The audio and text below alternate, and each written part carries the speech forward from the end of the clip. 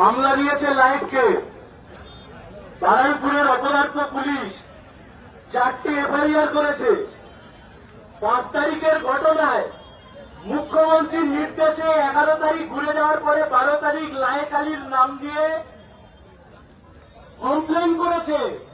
যে কমপ্লেন করেছে জনৈক নেতা, তিনি বিজেপির মন্ডল সভাপতি। লায়েকের নামের নিচে লিখেছে বারুইপুর পশ্চিমের প্রার্থী ভারতের কমিউনিস্ট পার্টি মার্ক্সবাদী। আর যিনি কমপ্লেন করেছেন তিনি লজ্জায় আর তিনি বিজেপির নেতা সেটা লেখার সাহস পাননি। 27টা মামলা দিয়েছে, 27টা মামলা দিয়েছে। প্রত্যেক দিন হাইকোর্ট থেকে রাজ্যের পাবলিক প্রসিকিউটররা এসে বারুইপুর আদালতে বসে থাকেন।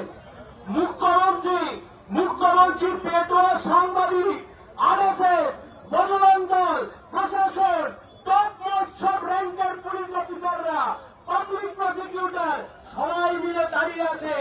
একটাই কাজ, লায়েক আলীকে যেমন ভাবে খুশি আটকে রাখা যেতে হবে। আমরা খালি একটাই কথা বলতে পারি, তুমি ঘুঘু দেখেছো, তুমি ফাঁস দেখোনি।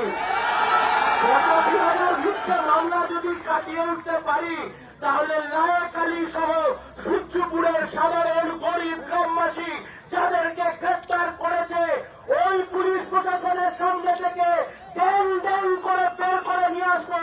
লাল আবির উড়িয়ে ওরা বেরিয়ে আসবে। গতকাল আদালতে দাঁড়িয়ে ওরা বলেছিল সব মামলার সংযুক্তিকরণ করতে হবে, সব মামলাকে এক জায়গায় নিয়ে আসতে হবে। মুখে ঝামা ঘষে দিয়েছি আমরা, পারিনি গতকাল। অপেক্ষা করুন, 7 থেকে 10 দিন লাল আবির মাখবো, লায়েককে সাথে নিয়ে ওই সূর্যপুরের দিকে একসাথে মিছিলে হাঁটবো।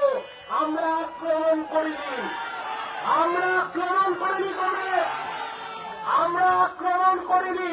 কিন্তু কমিউনিস্ট পার্টি করতে গিয়ে বুঝেছি আক্রমণ যদি ধেয়ে আসে ও আক্রমণের শেষের উপসংহার আমরাই লিখব, বিজেপি আরএসএস লিখবে না।